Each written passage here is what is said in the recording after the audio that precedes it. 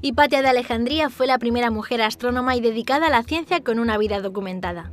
Nació en el siglo IV en la metrópoli de Alejandría, actual Egipto, y centro cultural antiguo que en ese momento formaba parte del Imperio Romano.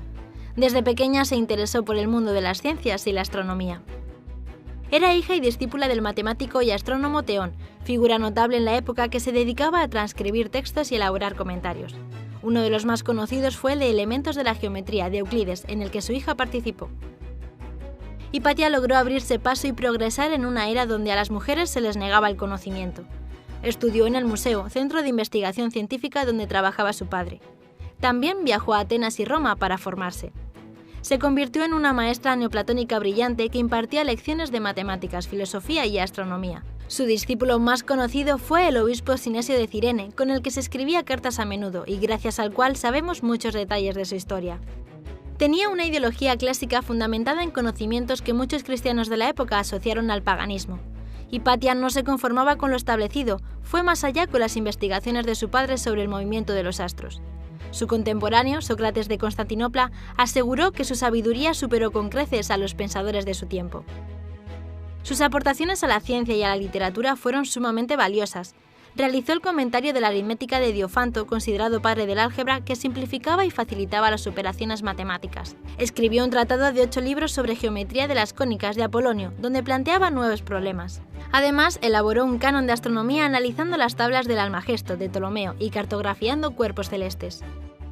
En el ámbito de la invención, Hipatia creó varios diseños de mejora para instrumentos, como el astrolabio, que mide la posición de los astros, el hidrómetro, que mide el peso de los líquidos, y el hidroscopio, que mide el nivel del agua. Además, fue pionera en la creación de un aerómetro, que se utiliza para determinar la densidad relativa de los líquidos. Desgraciadamente, sus trabajos se perdieron, aunque figuran en referencias de otros autores y en las cartas que escribió a sus discípulos. A pesar de su paganismo y de ser fiel defensora de sus creencias, Hipatia respetaba a todas las religiones y no mostraba ninguna actitud hostil para el desmantelamiento de las mismas. Incluso aceptaba discípulos que compartían otras creencias, fomentando así la tolerancia. Era una mujer influyente en Alejandría. Todos la admiraban y acudían a ella para obtener consejo. Pero esto fue visto como una amenaza para los cristianos, que impusieron alrededor del año 380 su religión como oficial en el Imperio Romano. Se cree que el obispo Cirilo, nuevo patriarca de Alejandría, fue el instigador del asesinato de Hipatia por bruja y hechicera.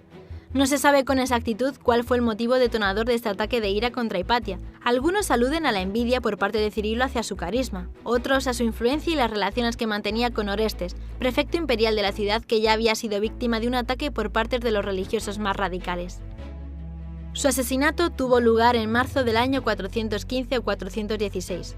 Una masa de fanáticos religiosos la detuvo en su carruaje mientras volvía a casa y la arrastraron a la iglesia Cesario, donde la obligaron a desnudarse.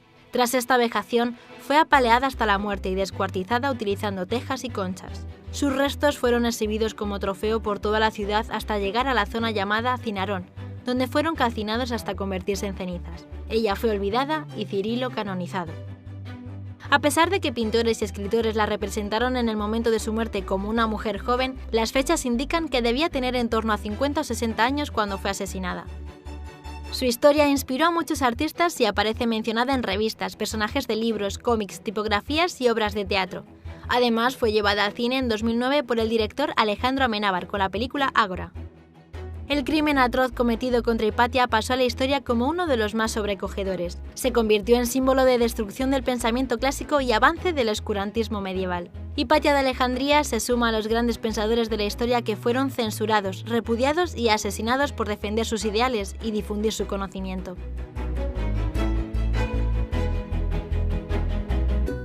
No olvides suscribirte y darle al like si te ha gustado. Y también puedes seguirnos en nuestras redes sociales, Facebook, Twitter e Instagram. ¡Hasta el próximo vídeo!